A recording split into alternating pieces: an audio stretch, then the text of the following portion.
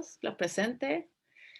Gracias a los estudiantes del Magíster por estar hoy aquí, a todos los que nos acompañan en esta sesión inaugural, conferencia inaugural, que se titula Investigación e Intervención Social en tiempos de crisis, y que está a cargo hoy de la académica Yanina Muñoz Arce. Primero nos dirigirá unas palabras el decano de la Facultad de Ciencias Sociales, Jurídicas y Económicas de la Universidad Católica Silva Enríquez. Nicolás.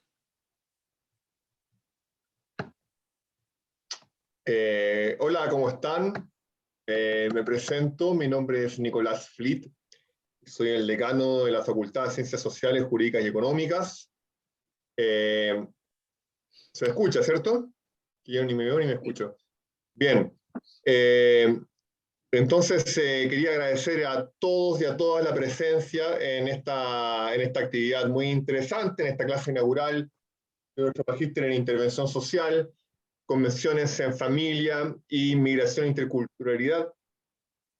Saludamos a las autoridades presentes, también al director de la Escuela de Investigación y Posgrado de nuestra facultad, Juan Fernández, el doctor Juan Fernández, al director del CISU, el doctor Víctor Muñoz, la directora del programa de Magíster, Antonia Lara, y la coordinadora académica, nuestra nueva coordinadora académica, Fabiola Berríos. Saludamos a todos los profesores y profesoras de este programa que nos acompañan, y especialmente a nuestros estudiantes, particularmente a los estudiantes que ingresaron al Magíster este año, nuestros nuevos estudiantes. Sean todos y todas muy bienvenidos a este año académico 2021. Les deseamos los mejores éxitos y aprendizajes significativos en este ciclo. Agradecemos por último a nuestra gran invitada especial de esta noche, la doctora Yanina Muñoz, doctora de Trabajo Social de la Universidad de Bristol, en Reino Unido, y actualmente académica de Trabajo Social de la Universidad de Chile.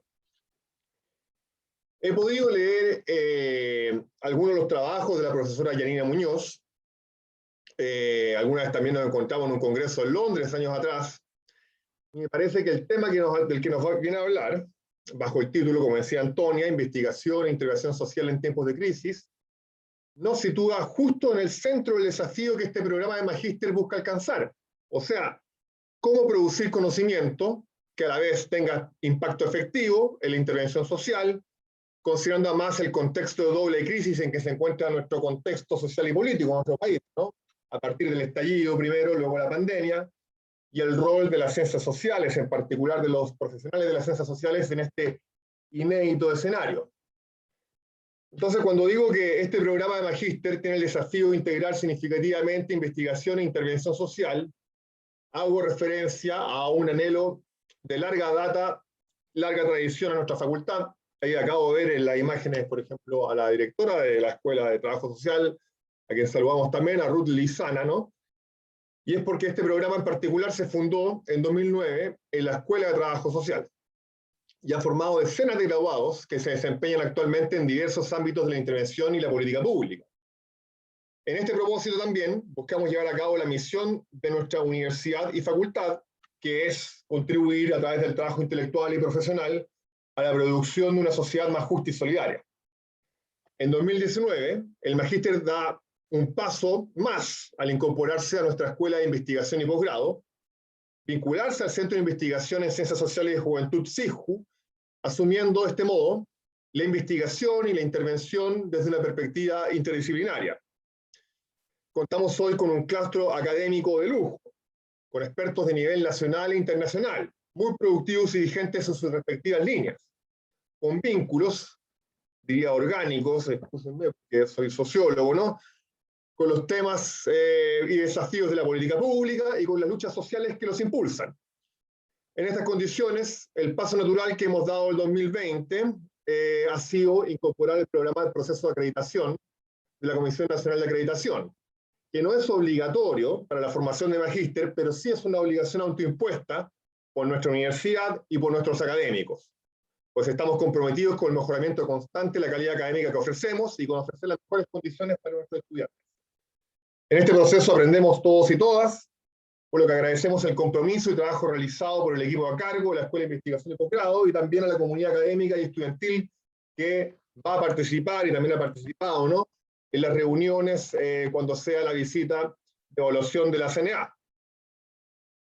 Para cerrar y no quitarle más tiempo a nuestra invitada especial, solamente quisiera remarcar que el estudio, ¿no?, la investigación, la producción de conocimiento es fundamental y parte constitutiva e iluminadora, ¿no?, de una intervención social pertinente, que tiene impacto efectivo, que es capaz de ir mejorando y perfeccionándose a través de la crítica, la evaluación, el seguimiento, y que puede situar demandas sociales dentro del frío universo, a veces, ¿no?, de la política social y la burocracia. Para avanzar una política pública pertinente a las demandas y entidades, se requiere entonces de profesionales preparados, que desde el trabajo mismo tengan el liderazgo y capacidad para influir en la dirección de política. Yanina Muñoz, como les contaba, ¿no?, he leído artículos de ella, se ocupa justamente de las orientaciones críticas que profesionales de la intervención preservan y ejercen contra el marco neoliberal del Estado. Y ahí recibe precisamente la promesa de este programa. Que sea un gran año para todos y todas.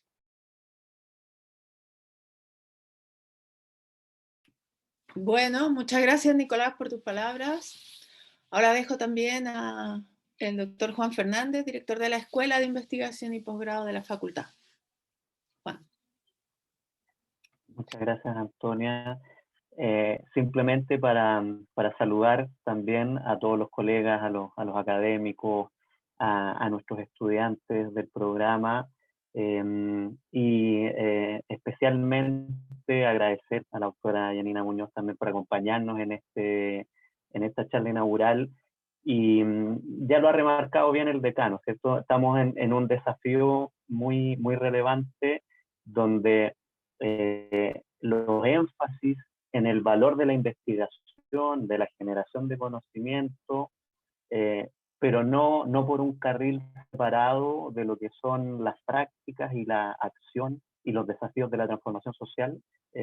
Precisamente nos genera un encuadre de la necesidad de avanzar más, ¿cierto? De avanzar desde nuestro programa de magíster, pero también desde los espacios universitarios en poder ir vinculando acción y conocimiento y retroalimentando nuestro ejercicio también académico, profesional, en distintos espacios. Así que en la misma línea, agradecer la presencia de todos, expectante a la charla de la profesora Yanina, y también agradecido de que nos estén acompañando en esta instancia que da inicio en términos de inauguración del programa de magíster, y que seguro va a ir marcando las discusiones que se van a ir dando durante el año y desde aquí en adelante. Muchas gracias. Gracias, Juan. Bueno, damos inicio entonces, y como ya hemos dicho, agradecemos a Yanina por acompañarnos en esta actividad del año, de inicio del año académico del magíster. Ella presentará durante 40 minutos su conferencia y luego tendremos 20 minutos para una ronda de preguntas a través del micrófono. Entonces queda presentar a Yanina Muñoz, quien es doctora en Trabajo Social de la Universidad de Bristol de Inglaterra, magíster y licenciada en Trabajo Social de la Universidad Católica, y académica a jornada completa del Departamento de Trabajo Social de la Universidad de Chile. Coordina el Núcleo de Estudios Interdisciplinarios en Trabajo Social y es editora de la revista Propuestas Críticas en Trabajo Social. Imparte docencia de pregrado y posgrado en cursos relacionados a los debates conceptuales en trabajo social, fundamentos históricos y políticos del trabajo social e intervención profesional desde las perspectivas críticas. Actualmente es investigadora responsable del proyecto Fondesit Resistencias Profesionales en la implementación de programas sociales en primera línea y coinvestigadora de otros proyectos Fondesit también.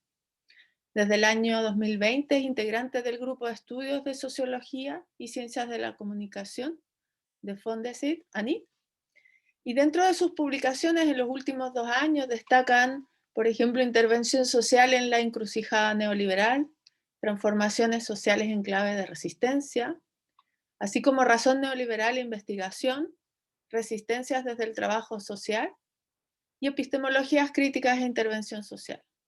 integrante también del equipo central de la Red de Investigadores de Trabajo Social y de la Red Internacional de Acción Crítica de Trabajo Social, Social Work Action Network. Entonces, sin más presentaciones, dejamos el micrófono a Janina. Adelante. Muchas gracias, Antonia, por esa presentación. Gracias, Nicolás y Juan, también por sus palabras. Yo estoy muy contenta y me siento muy honrada de haber sido invitada a esta inauguración del año académico del Magíster, porque además de que el Magíster me parece interesante, porque trata del tema de la intervención social, que es una de mis fascinaciones y a lo que me dedico, porque tengo además en esa universidad grandes cariños, grandes amores, ¿no? Vínculos afectivos muy importantes, tanto desde el programa, ¿cierto? A muchas de ustedes las conozco de otras instancias, ahí veo a Ruth, que nos conocemos desde las discusiones en trabajo social, entonces es una muy linda ocasión, ¿no? De encontrarnos en este espacio también de compartir fraternamente lo que implica hacer universidad hoy día. Así que desde esa perspectiva estoy súper, súper contenta. Ahora, cuando escucho todo el currículum que Antonia menciona, por una parte digo, estoy cansada, estoy muy vieja, o algo pasa, pero siento que ha pasado el tiempo y hartas cosas han sucedido desde que hice el doctorado. Yo creo que uno ve también esa trayectoria y también todo el camino que queda por recorrer, ¿no? En un tema tan sensible como es la intervención social. Hoy día me han pedido que pueda referirme al vínculo que hay entre intervención e investigación, pensándolo en el contexto de los tiempos de crisis. Y para eso he traído una presentación, porque yo sé que a esta hora de la tarde muchas estamos un poco ya más cansadas y cuesta mantener ahí la concentración. Entonces voy a compartir mi pantalla. ¿Ya? Les pido un segundo para esa parte técnica.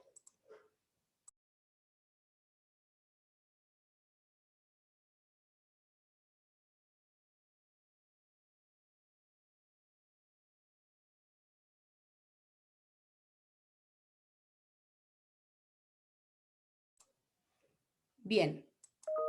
¿Ven la presentación, no? Ya. Bien.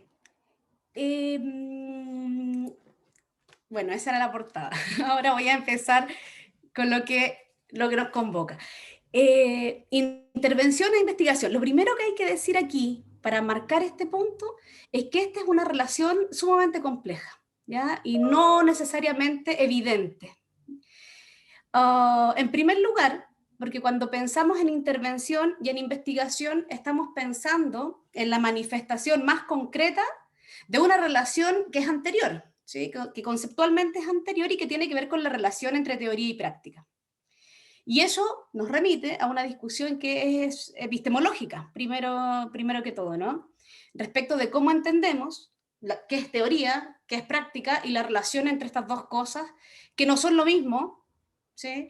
Que no son compatibles, sino más bien, desde una perspectiva crítica, son contradictorias, ¿ya? Son opuestos contradictorios, pero que al mismo tiempo, por el solo hecho de estar en esta relación opuesta y contradictoria, se necesitan mutuamente, ¿no? Para poder mover el mundo. Entonces, cuando decimos que intervención e investigación parte, ¿cierto? Esta relación desde una situación compleja o intrincada más bien, controversial, para decirlo de manera más precisa, me refiero a todo el impacto que ha tenido en esta discusión las lógicas del pensamiento positivista más clásico, ¿no? Y que a través de los siglos, ¿no? Han impreso una forma de entender estas dos cuestiones como dos caminos separados, ¿ya? Como dos opciones excluyentes mutuamente, y por tanto que ha implicado también que las disciplinas, ¿cierto? Desde su emergencia, ¿cierto? En el contexto de la modernidad, hayan tenido que ir tomando opciones y definiciones respecto de cuáles de estos dos caminos toman.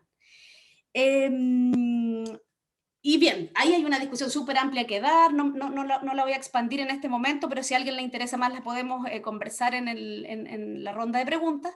Pero el punto aquí es que esa bifurcación, ¿no? Esa dicotomía entre teoría y práctica, entre intervenir e investigar, no es algo que pasó en el siglo XIX, ¿no?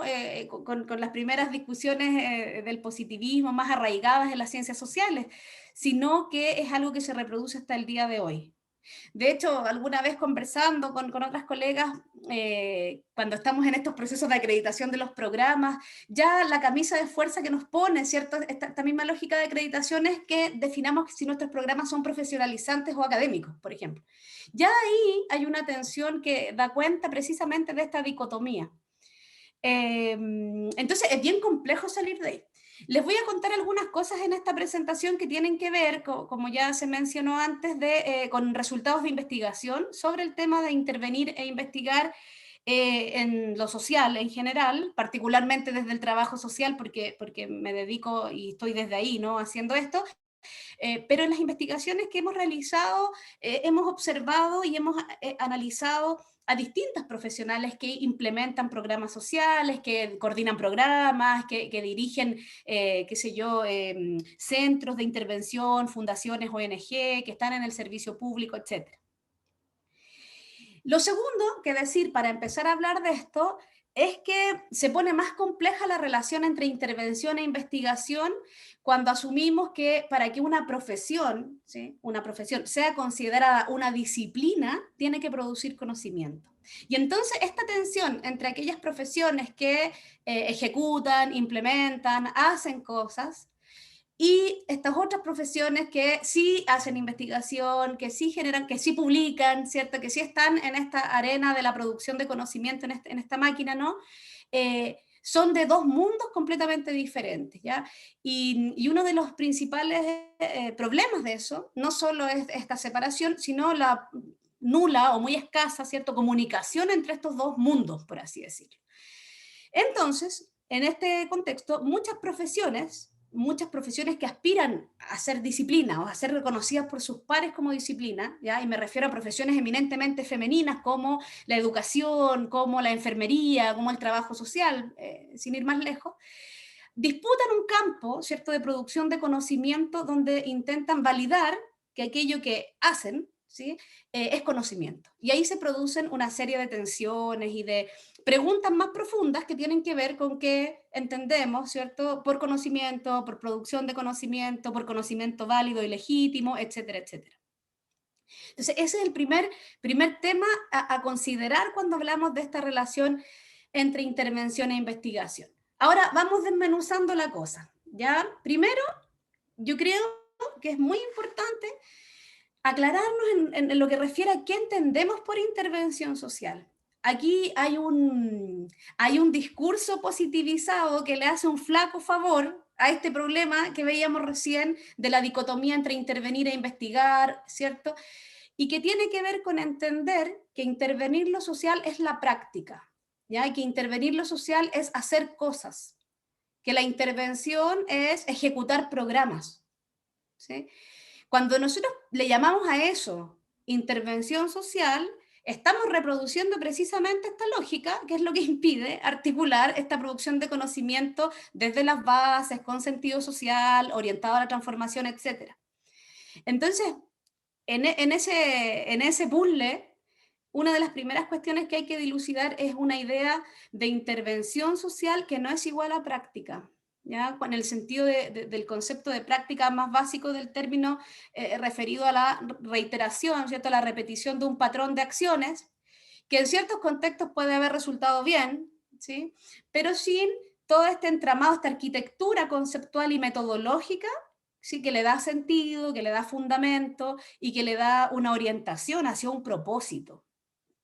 Entonces, en ese sentido, cuando entendemos que intervenir lo social es algo más amplio que hacer cosas o que ejecutar programas, perdón, lo que estamos diciendo es que hay una interpretación de lo real, que hay una interpretación de algo, ¿cierto?, de un fenómeno social que llamamos problema social, que en ese sentido hay lecturas de ese problema social que se ponen sobre la mesa y que tienen más peso que otras lecturas, que hay una estrategia, ¿sí?, una manera en que nosotros pensamos que es mejor, entre comillas, abordar ese problema social. Y cuando digo mejor, entre comillas, eso puede ser cualquier cosa, puede ser más barato, más rápido, más participativo, dependiendo siempre de esa óptica, ¿cierto? De ese lugar de enunciación que tienen quienes hacen intervención social.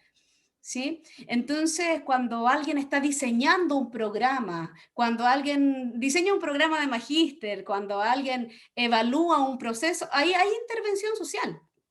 ¿Sí? Entonces, en ese sentido, intervención social, por el solo hecho de tener este social como adjetivo, lo que significa es que tiene un impacto que va mucho más allá, lo queramos o no, lo hayamos pensado o no, lo intencionemos o no, pero tiene un impacto que va mucho más allá de ese hacer concreto, ¿sí? De ese hacer localizado y específico. Y en ese sentido, toda intervención social es política, ¿ya? El problema surge cuando no vemos eso, o consciente o inconscientemente, ¿cierto? Explícita o implícitamente, pensamos que podemos hacer intervención social sin teoría, por ejemplo. ¿Sí? Como si uno fuera con la cabeza vacía a hacer intervención social. O que cuando hace intervención social no genera conocimiento, no, porque solo está haciendo intervención social. Cuando encontramos ese tipo de afirmaciones, ¿no? Lo que estamos viendo detrás es un concepto de intervención social reducido a la práctica, ¿no? Al hacer. Ahora, si uno piensa en esta relación, entendiendo intervención social desde esta perspectiva, que es una perspectiva crítica, más amplia, donde no hay separación entre la intervención en lo micro y en lo macro, porque se asume que toda intervención tiene efectos, ¿sí? Como ondas que se expanden en ambos dominios, ¿no? Si pensamos la intervención así, y pensamos cómo se puede relacionar eso con la investigación, tenemos varias combinaciones posibles. Yo aquí puse 3 para ejemplificar, ¿ya? Este punto donde intervención e investigación tienen conexión explícita, ¿ya? La primera es pensar la investigación como un proceso de generación de conocimiento que se hace sobre la intervención, es decir, la intervención es el objeto de estudio de la investigación, ¿ya? Esa es una vuelta. Otra forma es cuando la investigación se hace para la intervención, no sobre ella, es decir, para retroalimentar esa intervención, para rediseñar esa intervención, para ajustarla, ¿sí? Para tomar decisiones respecto a esa intervención, ¿sí? Para aprender de la experiencia de esa intervención, para la intervención, para documentar esa intervención. Y otra línea uno podría pensar es investigar mientras intervengo e intervenir mientras investigo, ¿ya? Que obviamente esa relación dialéctica. Lo voy a explorar ahora con algunos ejemplos para intentar clarificar eso. Entonces, ejemplos de cuando la investigación es sobre la intervención. Aquí no voy a hablar en esta presentación sobre metodologías en específico, ¿ya? Si bien las metodologías siempre hay que pensarlas en la lógica de que son más ad hoc, ¿cierto? A ciertos lugares de enunciación. Hay metodologías que claramente encajan con cierto enfoque o paradigma, perspectiva, ¿cierto? En términos epistemológicos. Tiendo a pensar que la decisión metodológica es más flexible y que va a depender primero de qué quiero investigar y para qué lo quiero investigar, ¿ya? Y no me voy a detener en la cuestión metodológica ni en el debate sobre lo cualitativo, lo cuantitativo, etcétera, porque más bien el foco de lo que quiero aquí poner es cómo la intervención puede ser un objeto de estudio o un objeto de investigación en un sentido más unidireccional, ¿ya? Y en ese sentido, bueno, hay muchos ejemplos de investigaciones que lo que observan no es un fenómeno social, no observan, qué sé yo, la pobreza o la vulneración en la infancia o la violencia intrafamiliar, no son eso el tema, que no es ese el objeto de estudio, sino que es la intervención sobre ese fenómeno. Y en los programas de magíster que se dedican a la intervención social, de esto producimos mucho. O sea, la mayoría de nuestros estudiantes entra a un magíster en intervención o afín, ¿cierto? Porque le interesa aprender, tener herramientas precisamente para interpelar su propia intervención, para reflexionar críticamente respecto de cómo la institución donde trabaja está llevando los procesos, etc.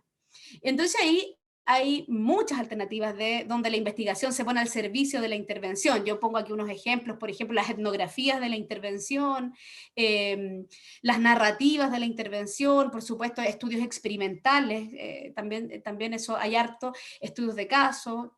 Los estudios experimentales son mucho más prominentes en el mundo anglo, sí. ¿Ah? Yo me atrevería a decir que en América Latina de esto no tenemos tanto en el campo de la intervención social, como en países del mundo anglo, donde la práctica basada en evidencia ha sido mucho más potente en términos de la entrada, ¿cierto? Y de la legitimidad que tiene en el campo de la intervención, ¿sí? Social. En fin, ejemplo de eso. Justo hablando de la práctica basada en la evidencia, este es un ejemplo, y puse uno bien polémico, porque yo sé que la práctica basada en evidencia genera también controversias específicas. Pero puse eso y no puse otros ejemplos de cómo la investigación puede ser para la intervención, es decir, con el propósito de mejorar la intervención en un campo específico. Lo puse precisamente para mostrar que no siempre solo lo cualitativo es lo que nos permite escudriñar, ¿cierto?, lo que pasa en la intervención, o que no solo ese tipo de metodologías son críticas. Cuando pensamos en la práctica basada en la evidencia, que en materia de intervención social y de trabajo social en particular, ¿cierto?, en la discusión disciplinar, está muy arraigada en algunos países. Cuando nosotros leemos esta idea de la práctica basada en la evidencia desde América Latina, desde Chile, solemos leer su peor cara, ¿ya? Y lo que yo quiero mostrar acá es que la práctica basada en la evidencia surge por un cuestionamiento ético.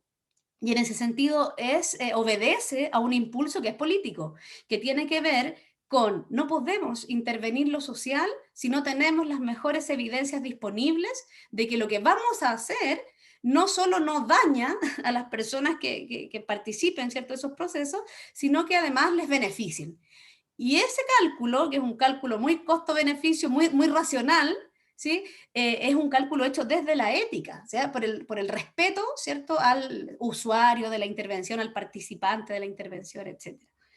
Y en sus inicios la práctica basada en la evidencia tomaba datos de la intervención, número de ingresos, ¿cierto?, obviamente con una línea de base, donde se medían todas aquellas dimensiones o factores que desde una problematización previa ya se había dicho que eran los factores que incidían en que X problema social se produjese, por ejemplo, el consumo de alcohol y drogas o el embarazo adolescente.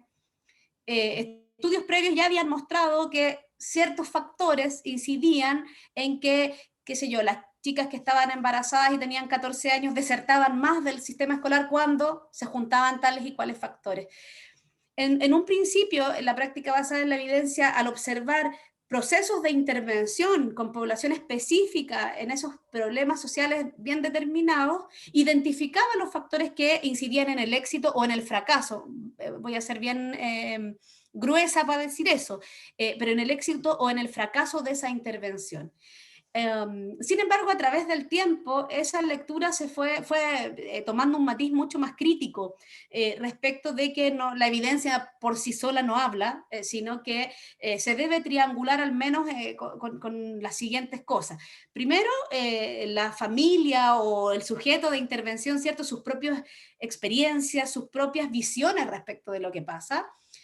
Por supuesto, lo que dice la evidencia de investigación, pero también la sabiduría, y este es un concepto bien interesante, la sabiduría de quien interviene, ¿ya?, de quien ejecuta la intervención con los participantes o usuarios.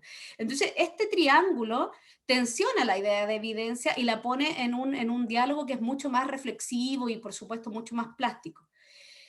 Y en esa línea, que es una línea muy analítica, ¿cierto?, la práctica basada en la evidencia da fundamento, ¿cierto?, da fuerza a una intervención basada en la evidencia que a su vez alimenta una investigación, ¿cierto? O una evidencia basada en la intervención, y en ese sentido una retroalimentación que se va reproduciendo y donde se van perfeccionando luego los modelos de intervención gracias a esos estudios, etc.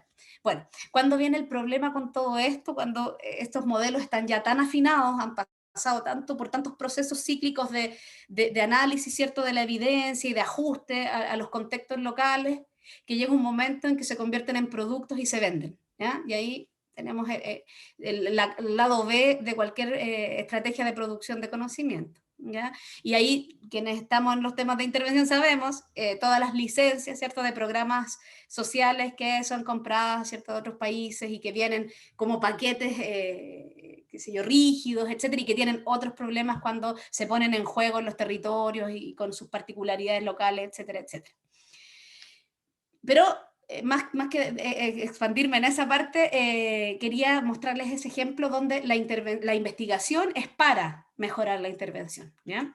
Y bueno, el otro ejemplo tiene que ver con la intervención en la investigación y la investigación en la intervención, esta relación dialéctica entre estas dos cosas, donde el clásico, ¿cierto?, es la investigación-acción participativa, que tiene, se remonta, ¿cierto?, a muchas décadas atrás, ¿cierto?, con un énfasis muy grande en los 60, con la filosofía de la liberación y todos los movimientos latinoamericanos de reconceptualización, de disputa, ¿cierto?, del imperialismo, etcétera, etcétera, donde la idea de conocimiento es algo que se construye, que se coproduce, ¿no? Y es una idea que hoy en día vuelve revisitada desde otras lógicas, pero que rescatan precisamente ese espíritu de la investigación colaborativa, ¿cierto? Esta coproducción, esta crítica a los modelos extractivistas de producir conocimiento. Por ejemplo, desde las investigaciones, desde el feminismo, desde las distintas corrientes del feminismo, o desde qué sé yo, desde el pensamiento decolonial, y cómo, ¿cierto?, se pueden decolonizar estos métodos donde el objeto de estudio se ve como algo externo, como algo separado del sujeto, como una cosa que hay que ir a escudriñar, etcétera. Otro ejemplo es toda la línea de investigación militante, ¿no?, que desde la geografía crítica, con las propuestas de David Harvey, ¿cierto?, y de varios autores en esa línea, también ha causado harto revuelo en el sentido de dejar de pensar que la investigación es una tarea higienizada, no limpia, y en una concepción de ciencia incontaminada, con aspiraciones políticas, ¿no? Y con compromiso con ciertas campañas, ciertas luchas específicas. En fin, hay hartos ejemplos de eso y de cómo se produce ese conocimiento desde una lógica que es mucho más dialógica, valga la rima, y que invita, ¿cierto?, a pensar la producción de conocimiento desde otro lugar. De eso también hay bastante. Ahora, el contexto en que todo esto se produce y todas estas divagaciones, reflexiones respecto de cómo podemos, ¿cierto?, desde la intervención investigar, o cómo la investigación se pone al servicio de la intervención, etc., ocurre en un contexto que podríamos nombrar como un contexto atravesado por el capitalismo cognitivo, hay muchas formas, ¿cierto?, de referirnos, pero básicamente cuando ponemos esto como marco en que ocurre esta discusión y esta intención por poner intervención e investigación articuladamente, tenemos que necesariamente pensar dónde estamos parados, ¿no? ¿Dónde estamos pensando en esta cuestión? Y eso implica entender un contexto que es mucho mayor, ¿no? Por una parte, ¿cierto?, un escenario donde hoy día tenemos acceso a grandes cantidades de información, basta que uno, ¿cierto?, haga un clic en el computador y accede a millones de informaciones, no todas de la misma calidad probablemente, no todas con el mismo respaldo, etc. Y por lo tanto también una difusión de noticias falsas, ¿cierto? De promoción de discursos de odio, de teorías de la conspiración, de fundamentalismo, etc. Ahí hay un gran volumen, ¿cierto? Un gran flujo más bien de conocimiento y más bien de información, ¿cierto?, que circula y que atraviesa hoy en día de manera muy transversal. Y cuando estamos pensando en articular intervención con investigación, ¿cierto?, tenemos que pensar cómo la investigación se pone al servicio precisamente de desnaturalizar cuestiones que reproducen los problemas sociales sobre los que intervenimos, ¿ya? Racismo, xenofobia, etcétera, etcétera.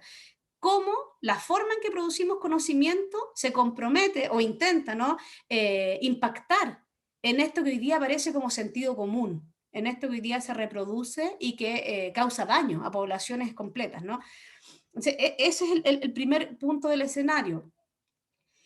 Relacionado con eso, pero yo diría de otra naturaleza, tiene que ver con el uso que tiene la investigación, ¿cierto?, para controlar poblaciones. Hay millones de ejemplos macabros, ¿no?, de cómo la investigación se ha usado para reforzar la opresión, la desigualdad, la injusticia, etcétera.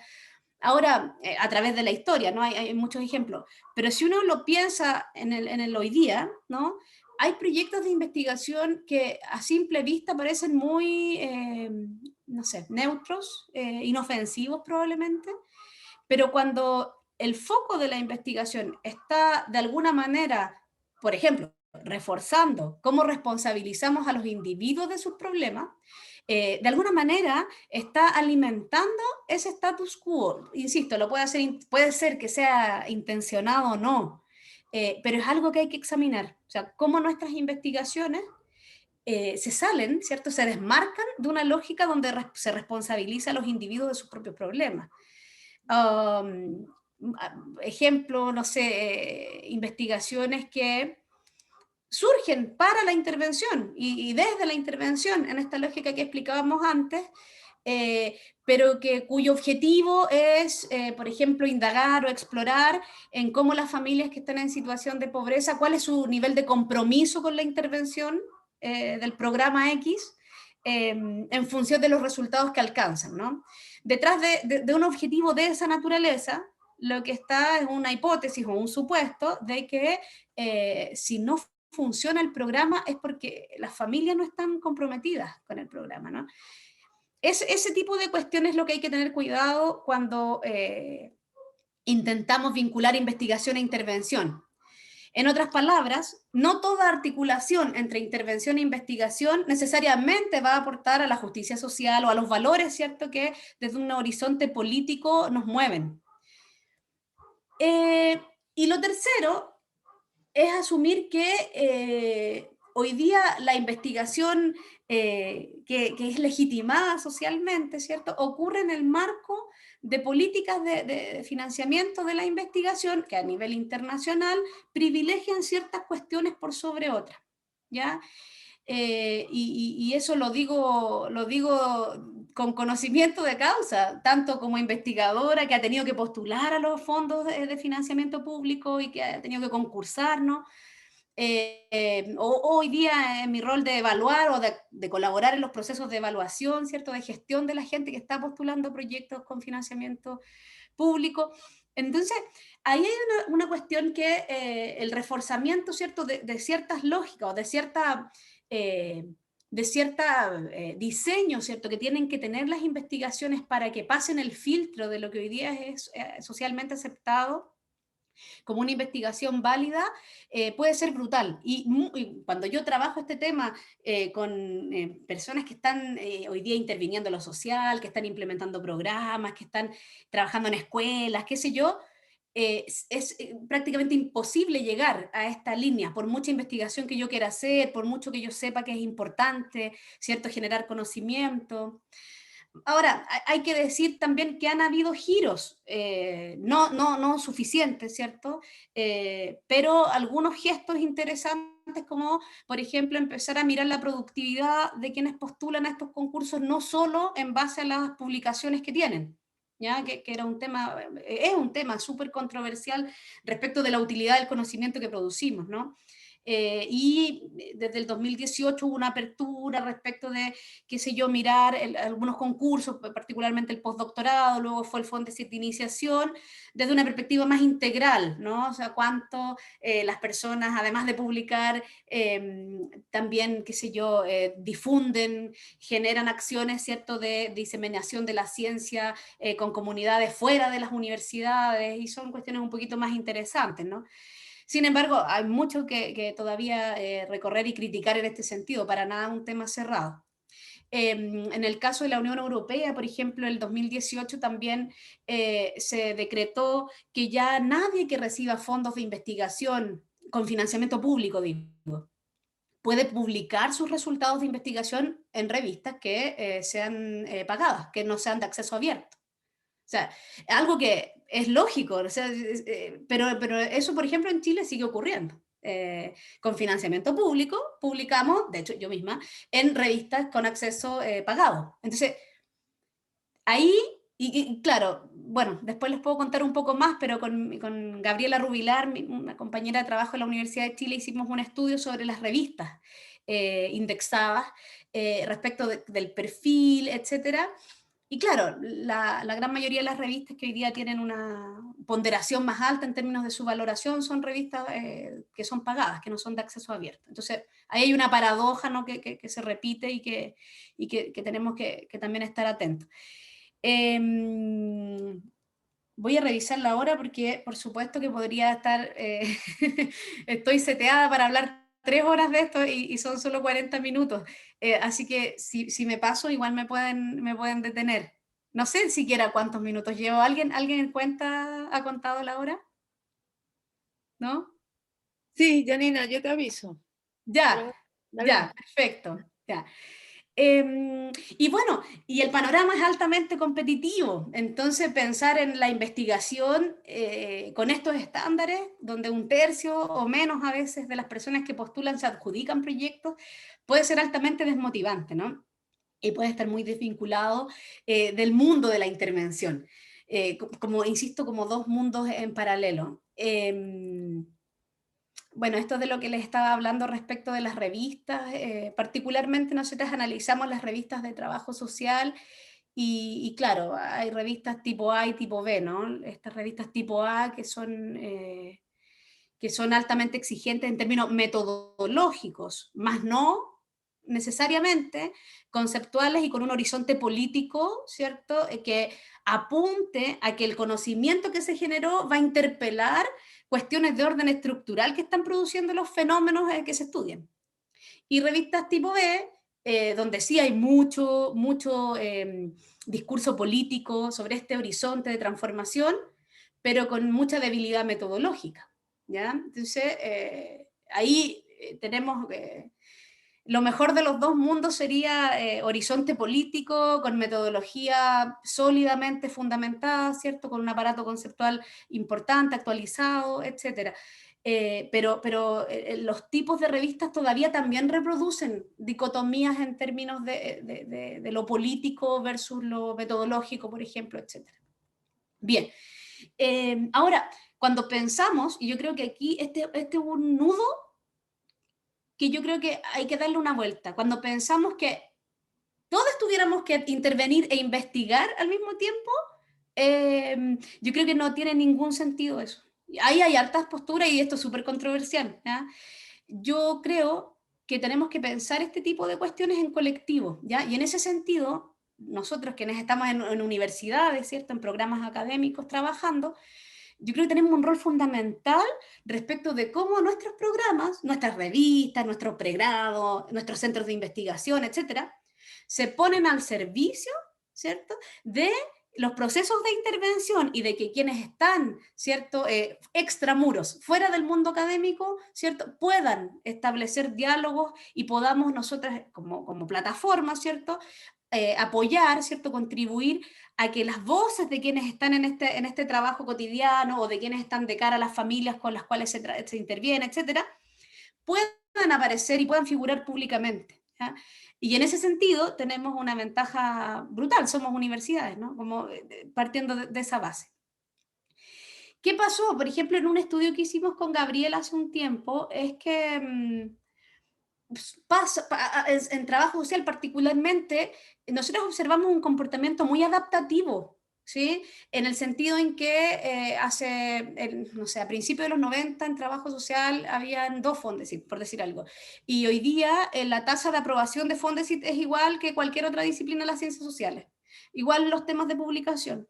El punto es que esa producción de conocimiento, que fue muy adaptativa a las políticas de fomento a la investigación, se produjo de manera separada de lo que pasaba, ¿cierto?, en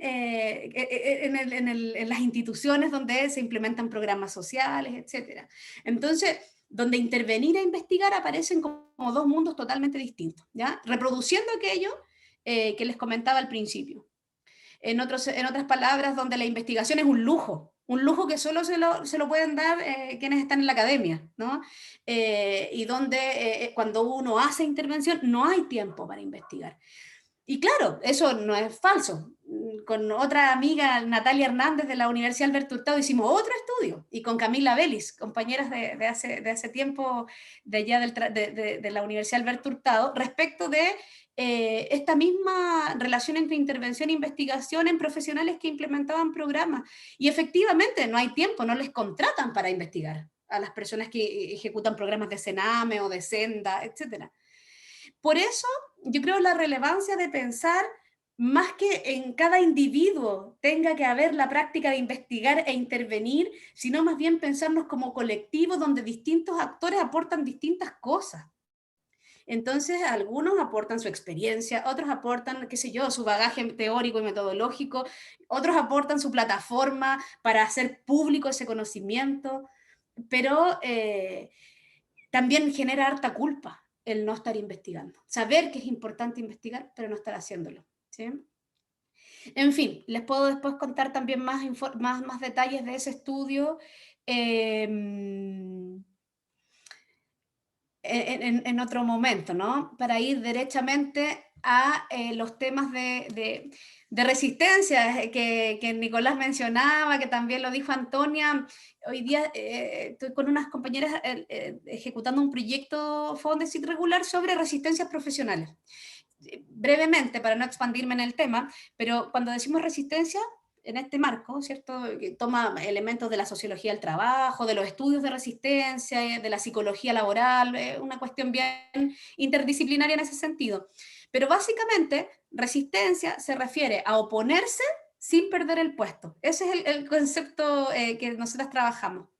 Oponerse sin perder el puesto, es decir, no se vale cuando uno renuncia o cuando uno dice, ya esto no funcionó, no, es oponerse, pero siempre en tu lugar, ¿ya? Y nos ha servido harto este concepto para identificar cómo profesionales que están en esa primera línea de intervención, es decir, que son la cara, ¿cierto?, del Estado, que son la cara de las instituciones, adentro de las familias, ¿cierto?, adentro del hogar de la gente, de las personas que participan de los programas sociales. Cómo desde ese lugar que es tan sensible, ¿no?, y que es una caja negra muchas veces, estos profesionales contestan, traducen, cambian, ponen, sacan, ¿sí? Se rebelan frente a las orientaciones técnicas y hacen cosas que no les han pedido que hagan, cambian cuestiones y muchas veces crean, porque hay muchas intervenciones que en su diseño tienen muchos vacíos, ¿no?, en términos metodológicos, y hay profesionales que ejercen una resistencia que en la literatura se llama resistencia productiva, ¿ya?, que no es una resistencia al choque, sino más bien de crear para cubrir. Algo que es bien paradójico y arma de doble filo, por supuesto, pero para otro momento lo podemos discutir cuando vemos ese tema. Volviendo al plano de cómo uno podría pensar la investigación también como una trinchera de resistencia, ¿no? Es pensar, en el fondo, todo el proceso de la investigación puesta al servicio de la transformación de lo social, ¿ya?, que es un horizonte que nunca puede perderse, ¿no? Y en ese sentido, como les mencionaba antes, lo que investigamos, es decir, cómo se delinea el problema de investigación. ¿Qué variables vamos a relevar? Hay variables que reproducen opresiones, etc. ¿Cómo lo investigamos? La metodología, que no es menor, ¿no? Y eso va desde cómo diseñamos, ¿cierto?, los tiempos, etcétera, etcétera. qué hacemos con los resultados de ese conocimiento que generamos, ¿no? ¿Dónde los ponemos? ¿En qué clave los ponemos? ¿Nos va a importar difundirlo, qué sé yo, a través de una plataforma como Twitter, por ejemplo? ¿Es eso pertinente para qué tipo de metas, ¿no? En términos de qué tipo de impacto quiero generar, ¿va a ser eso bueno o no? Y bueno, lo más importante, ¿para qué vamos a investigar sobre eso? Y en ese sentido el vínculo con la intervención, que es lo que hemos estado hablando acá, con sus participantes, con los fenómenos que se abordan allí, etc. Cuando pensamos en que intervención e investigación se deberían articular, pero yo les digo, no en una persona, sino más bien en una cuestión orgánica, colectiva, ¿no? Donde distintos actores aportan distintas cuestiones en una relación sinérgica y colaborativa, implica algunos acuerdos, ¿no? Un acuerdo tiene que ver con esta incomodidad frente a la manera en que se vienen haciendo las cosas, tanto en términos de la intervención como de la investigación. Y esta idea de la conmoción como impulso, que a mí me parece muy, muy emotiva en el sentido de que es cuando observamos, ¿cierto? Ciertas cosas que parecen o que nos parecen inadmisibles, ¿cierto? Es ahí donde tenemos que poner el ojo del conocimiento que hay que generar, ¿cierto? Para relevar eso. Bueno, obviamente tiene esto un propósito político. Segundo, y esto es bien interesante porque en los estudios que hemos hecho aparece esto, que es que quienes están haciendo intervención en primera línea, por ejemplo, son capaces de observar brechas de conocimiento, pero de manera privilegiada, ¿no?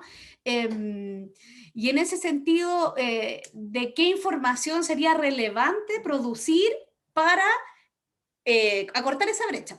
Un ejemplo muy claro, y esto también apareció en uno de los estudios que hicimos de una trabajadora social que trabajaba en un centro de atención de violencia intrafamiliar, y ella se empezó a dar cuenta que del territorio que le tocaba cubrir había un sector, ¿cierto? Una población del cual las mujeres siempre volvían había reincidencia de manera significativa en comparación con los otros territorios.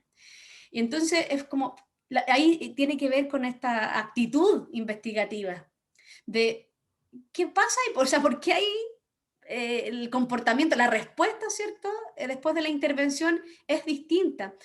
En ese caso, esta profesional lo que hizo fue solicitar ayuda a una universidad, a un centro de investigación, porque ella sentía que con las 70 familias que tenía que atender a la semana no tenía tiempo de investigar.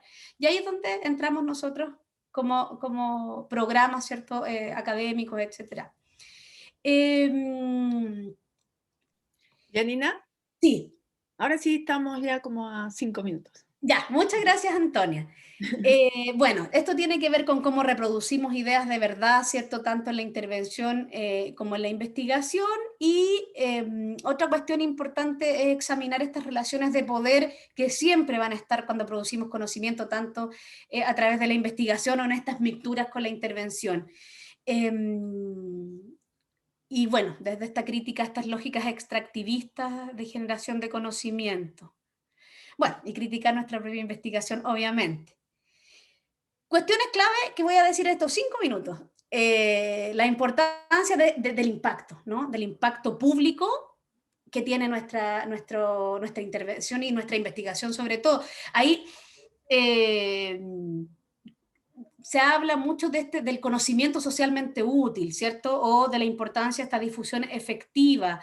Y ahí hay señales interesantes en políticas de fomento de investigación en otros países, por ejemplo, las universidades se acreditan no solo por lo que todos ya sabemos, sino además por cuánto impactó su investigación en alimentar una política pública, ¿sí?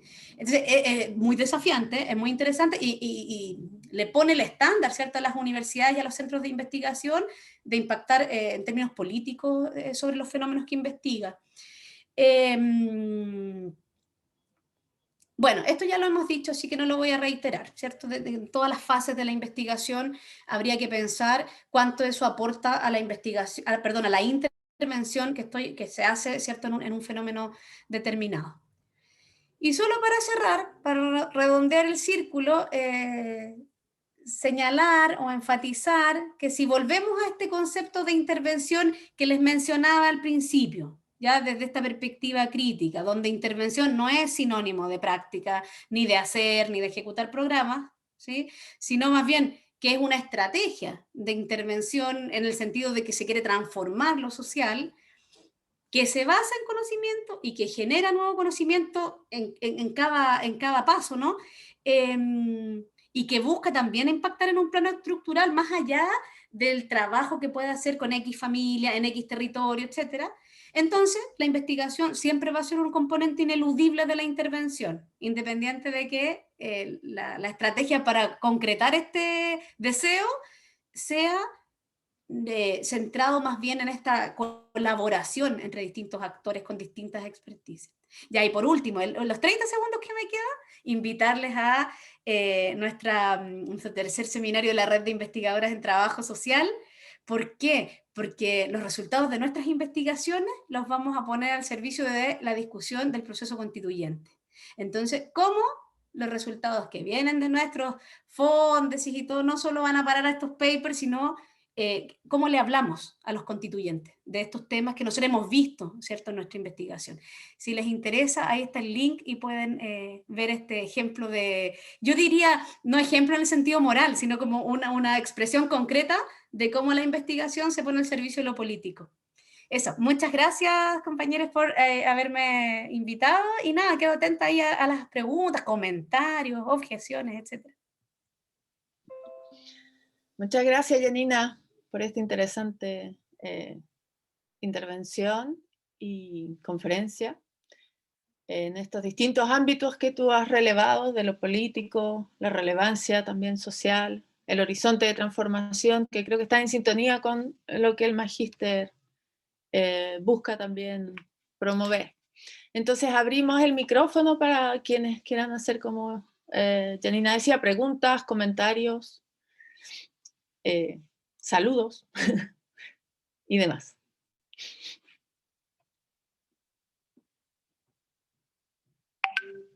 Pueden ir levantando la mano para que la persona de soporte vaya abriéndoles el micrófono.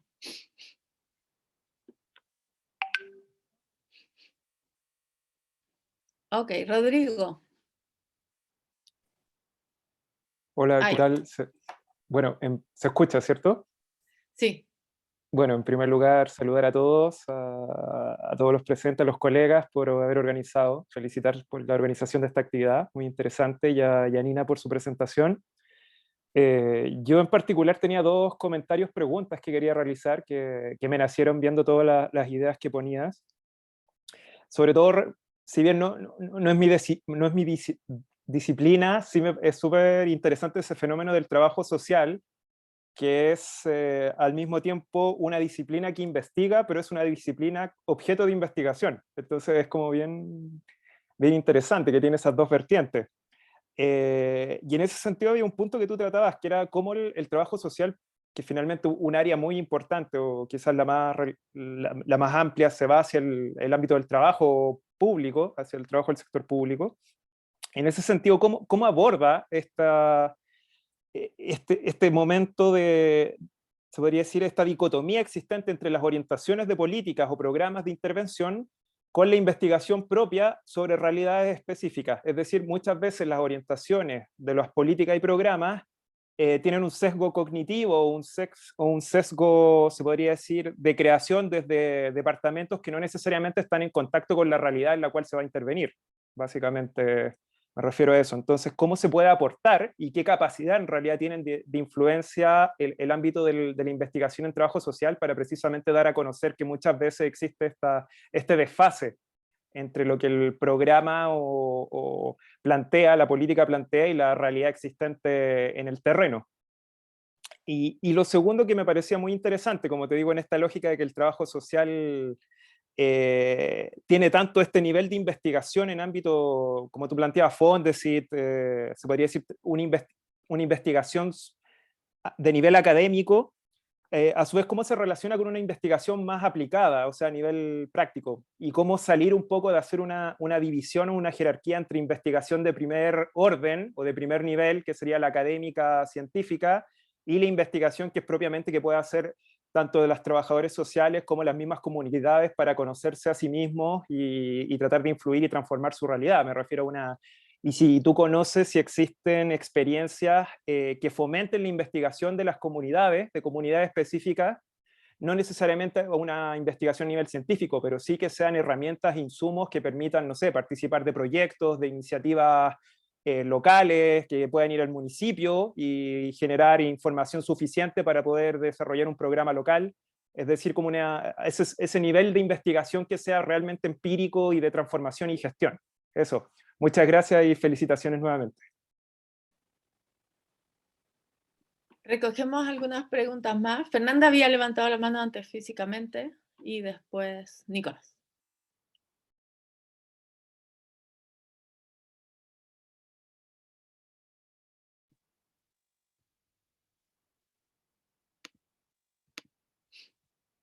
Víctor. Ahora sí, es que no se había liberado no me habían quitado el veto de silencio. Bueno, muchas gracias, Janina, fue muy iluminador en muchos aspectos, por el camino por el que nos llevaste, ¿no? A partir de esa pregunta inicial, por momentos sacudía mucho la cabeza porque me hacían mucho sentido muchas cosas que dijiste. Y quiero hacer una pregunta que es medio polémica en este contexto, ¿no? Y en el contexto y por el tema de la intervención, pero lo voy a hacer no porque me guste ser polémica, sino porque es una inquietud que digamos, que tengo hace harto rato. Hay ciertos actores en la academia, por lo menos yo he escuchado este debate en la academia argentina, ¿no? Respecto de que no le corresponde a la academia, no le corresponde a la universidad, no le corresponde a los investigadores incidir en la agenda pública de manera directa, intervenir directamente en la política pública. Porque eso le quita autonomía al trabajo académico, a la universidad, digamos, al trabajo investigativo. Entonces me gustaría escuchar tu opinión, ¿no? Como experta y conocedora de estos temas, ¿cuál es tu opinión frente a eso? Y lo otro es una inquietud que tiene que ver con la mirada de género, que también agradezco que hayas introducido en tu presentación. Tú decías, ¿no? Sabemos que hay ciertos campos disciplinarios como el del trabajo social, que son campos feminizados, ¿no? También hay una división sexual del trabajo académico, ¿no? La teoría en general para los hombres y el resto, digamos, del conocimiento para las mujeres. Bueno, hay harta discusión sobre eso. Me preguntaba si en el trabajo de investigación que han hecho específicamente en el campo del trabajo social, investigando, si ven también esa división de género respecto de quién investiga y qué se investiga en el campo. Eso, gracias. Ok. Víctor. Nicolás Flit. Gracias. Muchas gracias, Janina, por esta muy interesante charla. Yo simplemente quería pedirte si se podía hacer una especie de doble clic en algo que nombraste un poco a la pasada, que es esto del capitalismo cognitivo, que a mí en particular me parece muy interesante. La idea del capitalismo cognitivo es que bueno, tú sabes mucho que no se puede aplicar a nuestro contexto, y tú lo mencionaste un poco como en el sentido de una abundancia, sobreabundancia de información, disponibilidad de información, pero a mí me da la impresión de que también tiene, o sea, es la impresión, pero en el fondo que también tiene mucho vínculo con el tema de la charla, en el sentido de que el capitalismo cognitivo tiene en el fondo el efecto de que el trabajo profesional, el trabajo intelectual, el trabajo de los estudiantes que aquí se están formando, ¿no? Tiene la capacidad de producir valor, más allá un poco de lo que mencionaba Rodrigo, más allá de lo que diga un marco de trabajo, un marco de política pública, tienen capacidad de ejercer resistencia, como tú decías, que eso a veces tiene un doble filo, porque se subsidia a veces un marco de política a través de la iniciativa, el compromiso, el sentido de político que uno le da a su propio trabajo. y esos elementos se transforman parte de cómo funciona el capitalismo y el trabajo masivo a nivel, digamos, profesional e intelectual hoy. Entonces, bueno, la pregunta era sobre el valor, en el fondo, de la investigación e la intervención en este contexto del capitalismo cognitivo, si se podía profundizar en ese tema. ¿Vamos Bien, con esta gracias. ronda o juntamos Dale. más preguntas? Ya, Ya. queda Juan y luego Dania, me parecía. O tal vez mejor si son dos personas, no sé, como ustedes quieran. No, dinos tú. Está la mano levantada de Juan, Dania, la vi levantada, pero parece que ya no. Enrique también, ¿Enrique? Ok. claro. Entonces, si quieres responder y después... Ya, bueno. Bueno, les agradezco mucho sus comentarios. Son hartas cosas de distinto tipo, pero voy a intentar abordar lo que más pueda. Esta brecha de la que hablaba Rodrigo sobre el conocimiento que ocurre en lo local y lo que pasa en los niveles centrales. Voy a partir por eso. Efectivamente, la comunicación, ¿cierto?, entre estas dos esferas, ¿cierto?, de la política pública, no siempre es fluida, y muchas veces toda la política cae de arriba abajo, ¿no? Pero abajo pasan cosas muy interesantes. Yo creo que también cuando pensamos en que la política baja, ¿sí?, esta lógica top-down implica también invisibilizar que abajo, en este abajo, ¿no?, que le llamamos abajo además, no estén pasando cosas. Y hay muchos equipos que no solo generan su propio conocimiento, sino que rediseñan su intervención a partir de la investigación que ellos mismos generan sobre su intervención. Solo por poner un ejemplo, en la Fundación Tierra de Esperanza, en la Araucanía, un equipo de antropólogas, educadoras sociales, un sociólogo.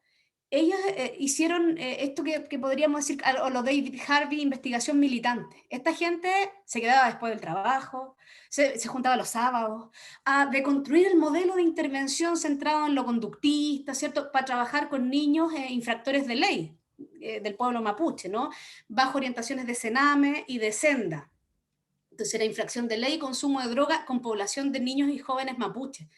Y cómo deconstruir ese modelo, volver a armarlo, decir qué necesitamos para hacer una intervención distinta, de otro modo, etcétera, etcétera.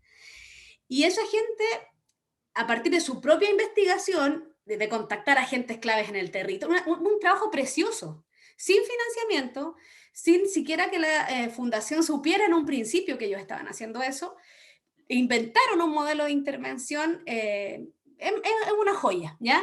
Ahora, cuando yo conversé con él, hice un estudio sobre eso, lo hice en paralelo a mi doctorado, pero también tengo mis causas militantes, entonces, igual que ellos, en el fondo, como el lado B, esto otro que ocurre tras bambalina, la trastienda de la investigación, como le llama la Gaby Rubilar, ¿no?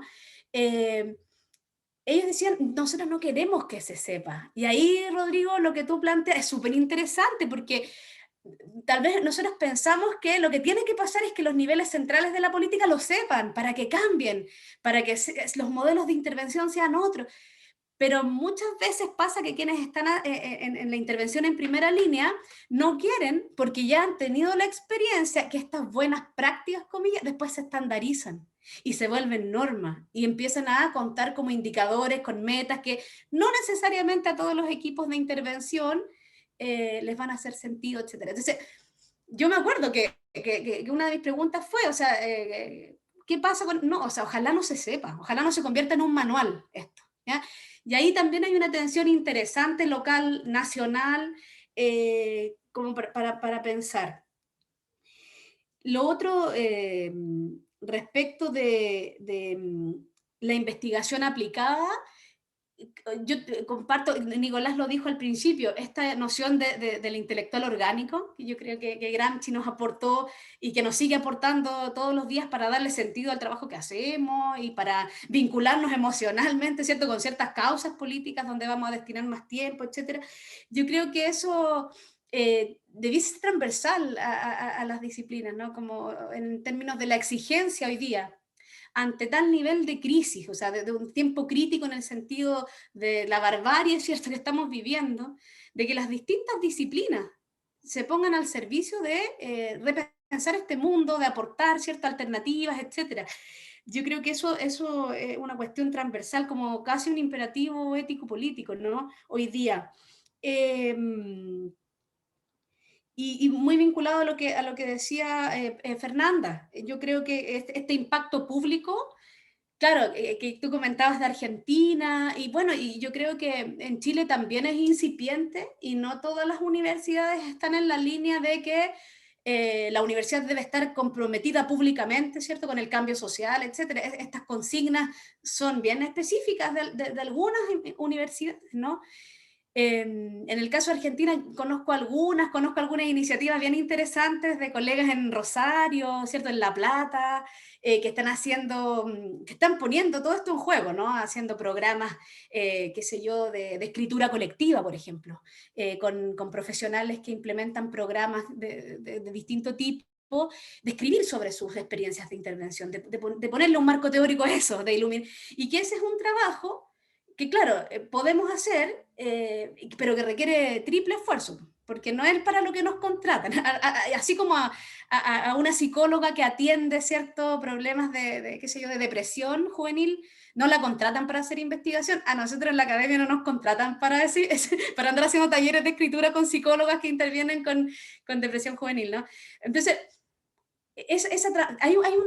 después les puedo recomendar, pero hay unos estudios bien interesantes. Hay un artículo que es de Daniel Loic, que lo publicó hace 2 o 3 años, que en español sería algo así como: si eres crítico, ¿por qué trabajas en la universidad? Algo así, ¿ya? Después se los puedo compartir, no es exactamente esa la traducción, pero precisamente en ese texto, explorando 3 casos de estudio, entre ellos el de Sara Ahmed, desde el feminismo, ¿no? Cuando Sara Ahmed renuncia a la universidad porque ella sentía que la habían puesto ahí en la unidad de género solo para contener una crisis, pero que en verdad no había un cambio sustantivo, y su acto de resistencia en el mundo académico fue renunciar. Él analiza 3 ejemplos de resistencias desde la universidad. Y uno de los puntos que desarrolla es esta idea de Black Studies, que no es estudios de negritud, sino estudios como en negro, así como el trabajo en negro. Esta pega que uno hace por fuera, el sábado, en la noche, con amigos, sin recursos. Entonces, cuando pensamos en eso, yo creo que una estrategia para resistir es que uno presenta un proyecto que se adecue a lo que el sistema quiere que se adecue, pero que luego yo tiro líneas, ¿cierto?, a partir de ese proyecto que me permiten darle un sentido a otro. Y de eso hay muchos ejemplos, ¿no? Y que igual se pueden cumplir los objetivos, etcétera, pero implica más trabajo, implica donarte. Y por eso para mí el tema de la investigación militante es tan importante, porque finalmente hay una donación de sí en esto de decir, bueno, además de hacer esto que prometí, yo quiero hacer esto otro, ¿cierto? En fin, estos estudios en negro, como lo que ocurre por el lado, ¿cierto? Por fuera. Y que muchas veces va a contrapelo de las propias políticas de las universidades, sobre todo en universidades que tienen una línea más conservadora, más orientada a cierto tipo de resultados. Desde esta lógica, ¿cierto?, del capitalismo cognitivo, Nicolás, donde, claro, no solo esto que yo mencioné, pues fue súper breve, pero que tiene mucho que ver con la métrica también, del fondo de reducir esta producción, ¿cierto?, a ciertas métricas, donde hay cuestiones que sencillamente no encajan. Pero hay personas que son especialistas en hacer encajar este tipo de cosas, ¿no? Y decir, mira, este taller que hice de escritura colectiva, igual se puede contar como algo que a la universidad le interesa. Y esas son las amigas rosarinas, precisamente las que nos han enseñado esas trampitas ahí de resistencia académica. Sobre lo de género, es brutal lo que les voy a contar, la investigación de Gabriela Rubilar, que muestra que en pregrado, solo de trabajo social, el 80% es mujer, el 20% es hombre. Pero cuando analizamos quienes hacen doctorado, que son trabajadores sociales, se invierte el porcentaje. El 80% es hombre, el 20% es mujer. Con eso lo digo todo, ¿no? Ahí hay un tema que se reproduce respecto de quienes generan el conocimiento, que también es brutal, ¿no? Pero eso no pasa solo en trabajo social, también pasa en enfermería, mismo ejemplo. O los hombres llegan a ser académicos primero en enfermería, a tener la categoría profesor titular primero en enfermería, ¿no? Que las mujeres. Eso también está estudiado en otras disciplinas, comillas, feminizadas, ¿ya? Lo mismo en educación parvularia, aunque son pocos hombres, los hombres son sumamente cotizados, ¿no? En ese espacio. Ahora, esta cuestión de la resistencia y el neoliberalismo que ponía Nicolás, claro que es un arma de doble filo, o sea, por supuesto, siempre que me quedo más tarde o el sábado lo hago porque creo, pero ahí yo lo que en las conversaciones, ¿cierto?, con distintos profesionales, con psicólogos, por ejemplo, de la región del Maule, que están en programas de salud mental, alguna vez esos psicólogos me dijeron, el año pasado, en plena pandemia además, no me imagino intervenir de otra manera. O sea, no, si alguien me dice, no, pero es que tú tienes que igual cuidarte, ojo con la subjetividad heroica, como de creer que eres un superhéroe, me decía, sí, es verdad, es cierto, no soy un superhéroe, tengo que cuidarme, tengo que ponerle límites a mí, pero no entiendo mi intervención profesional como psicólogo de otra manera. Y entonces tiene que ver con un ethos profesional, que no es solo profesional, obviamente, que también viene con otras cargas de trayectorias de vida, de experiencia. En esta fase estamos nosotros haciendo una encuesta, diseñando el instrumento de una encuesta para medir precisamente estas trayectorias y cómo inciden en las distintas formas de los modos de resistencia, en una tipología que hemos armado. Pero eso está ahí en proceso. Bien, no sé si le di la vuelta a los temas, pero de pronto tenemos unos minutitos para otra ronda, ¿no, Antonia? Sí, sí, muy bien. Juan, seguimos con Juan, Enrique, y Dania no estoy segura si aún tiene la mano levantada, pero ahí ya cerraríamos.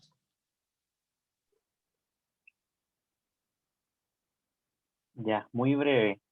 Bueno, gracias primero a Janina, por supuesto. Y me quedo dando vuelta una de las cosas que se señalaron al inicio,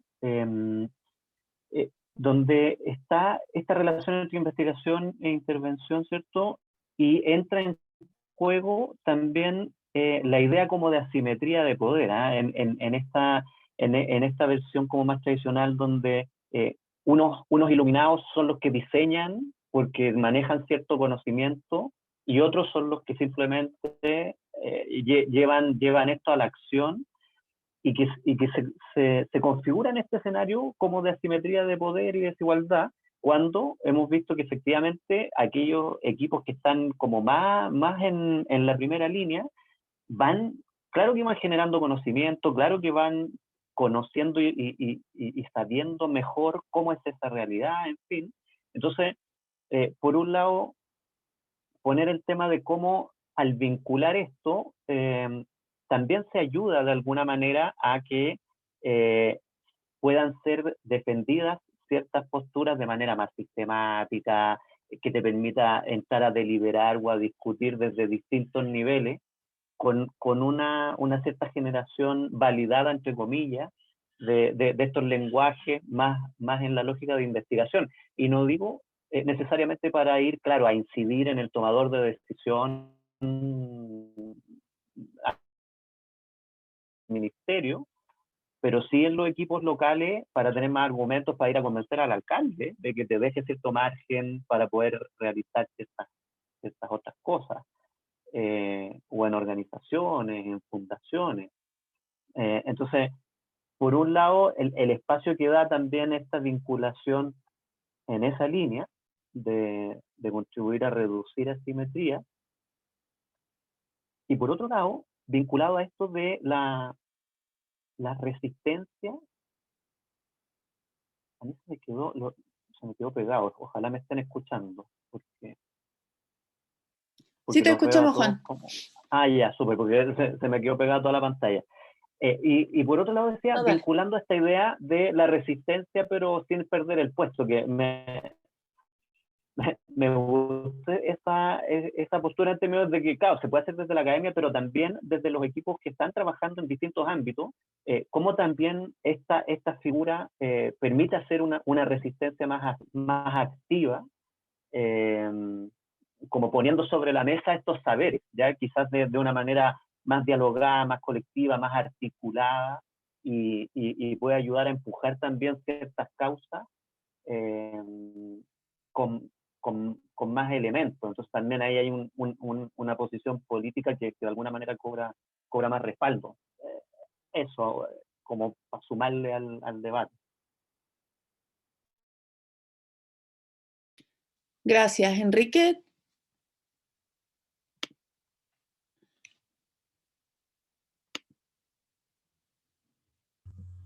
¿Se escucha ahí? Sí. Hola, hola a todos y todas. Yo me voy a presentar porque en realidad yo soy Enrique Maldonado, yo soy estudiante del magíster, digamos.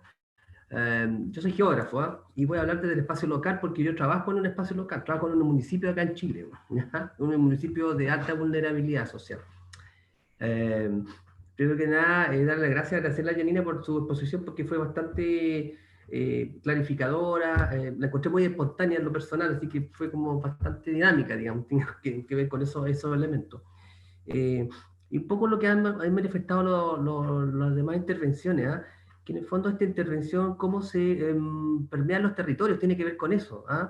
Este conocimiento, porque obviamente desde el espacio local nosotros lo que hacemos es esta práctica de programas que ya vienen formateados, vienen muy estructurados, ¿ya? Y que no te permiten finalmente salirte de la metodología. Puedo dar varios ejemplos, pero no es el caso, digamos, ¿ya? Y que si tú te sales de la metodología lo estás implementando erróneamente según la concepción que se nos dice desde el nivel central, esto ya es el ministerio, digamos.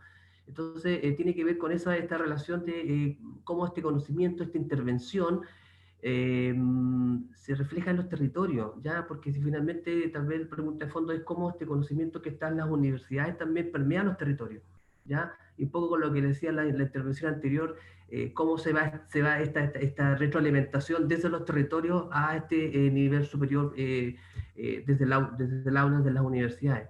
Tiene que ver con ese enfoque en mi comentario, tiene que ver con un enfoque, un comentario desde la base, desde el territorio donde se trabaja, digamos, ¿ah? Que tiene que ver con eso, que no es lo mismo la intervención que la práctica que hacemos nosotros en el territorio día a día. Entonces, cómo esa riqueza que se va dando a los territorios sube, como lo decía anteriormente, cómo se retroalimenta hacia intervención más global y cómo la intervención que se hace se refleja en los territorios finalmente, cómo se va a conocer. Tiene que ver con eso, digamos. Gracias. Gracias, Enrique. Dania, por último.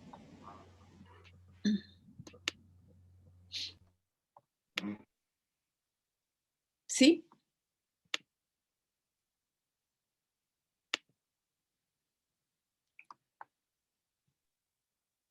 Ahí. Ahora sí, ¿me escucho? Sí. Ya, Sí. perfecto. Buenas tardes a todos y a todas. Mira, más bien es una inquietud porque me parece muy interesante el tema de la investigación. Creo que nos permite comprender mejor o generar nuevos conocimientos en el fondo. Y me recordó también al diagnóstico social, que me quedó muy claro en la universidad que permite en el fondo comprender las realidades o las necesidades de un grupo para poder intervenir posteriormente. Entonces, claro, sé que antes de intervenir se investiga, pero la pregunta más bien que no me queda muy claro es si se podrá desarrollar en paralelo el proceso de investigación y la acción de intervenir,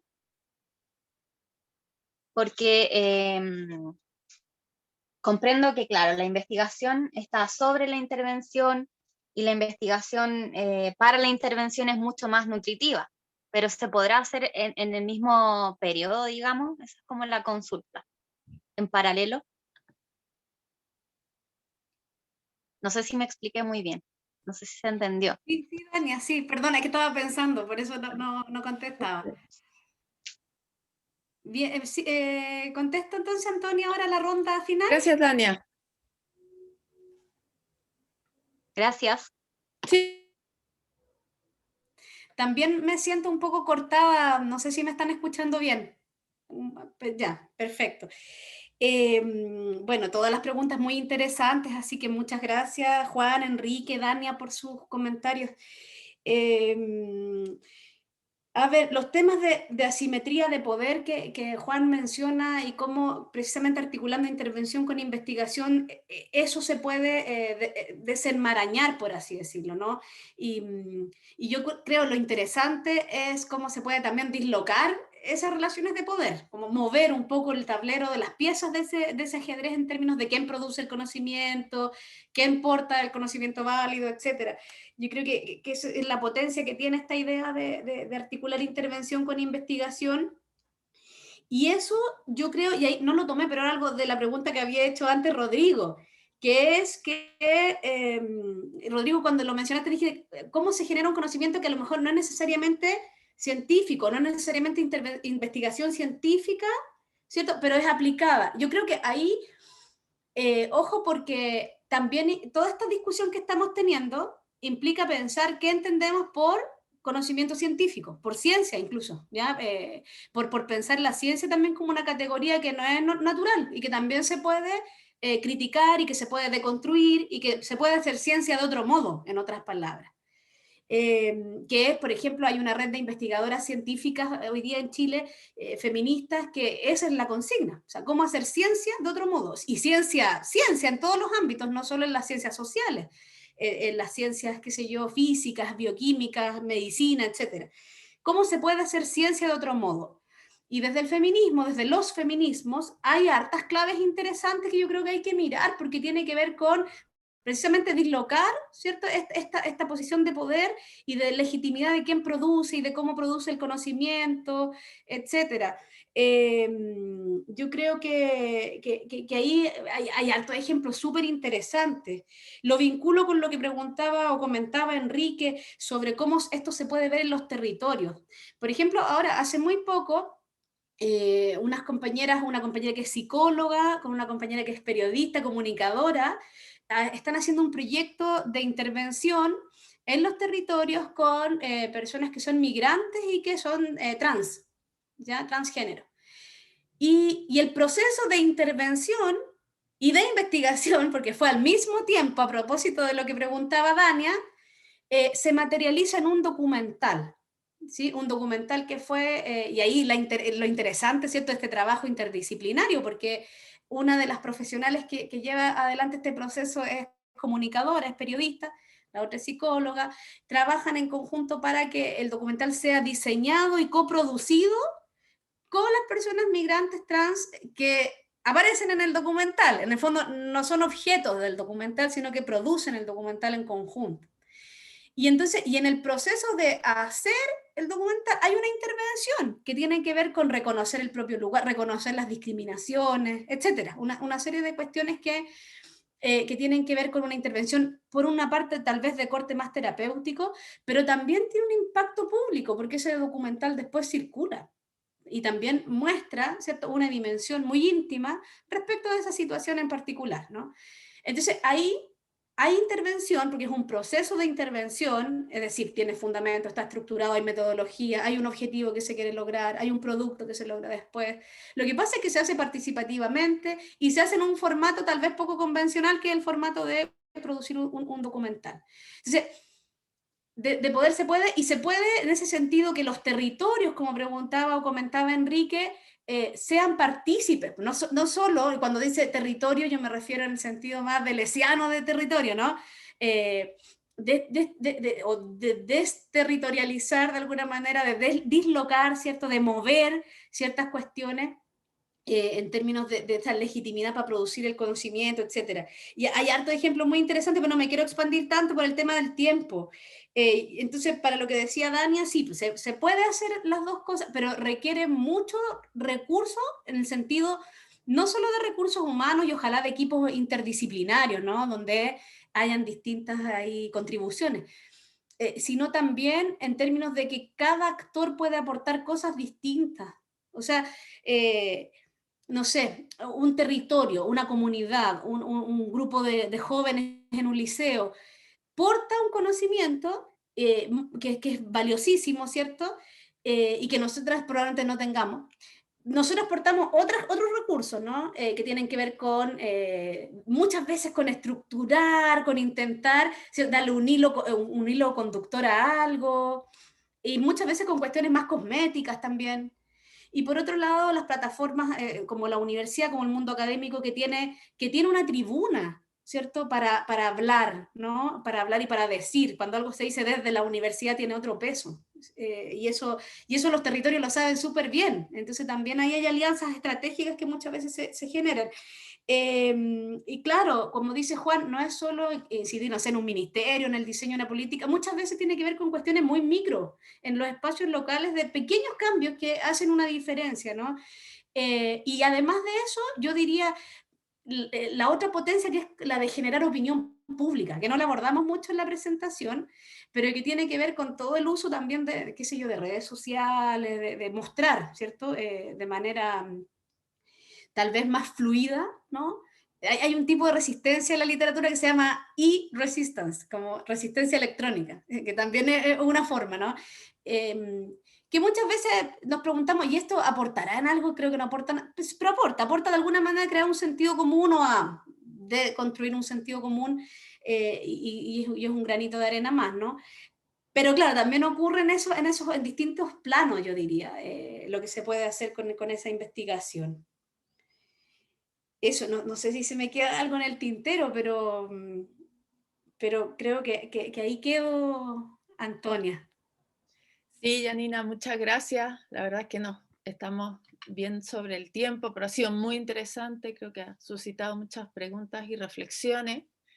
Queríamos, bueno, agradecer a todas las intervenciones que se han hecho, a Janina por su presentación, y Fabiola me dice si les puedo pedir que prendan un poquito la cámara porque vamos a sacar una foto.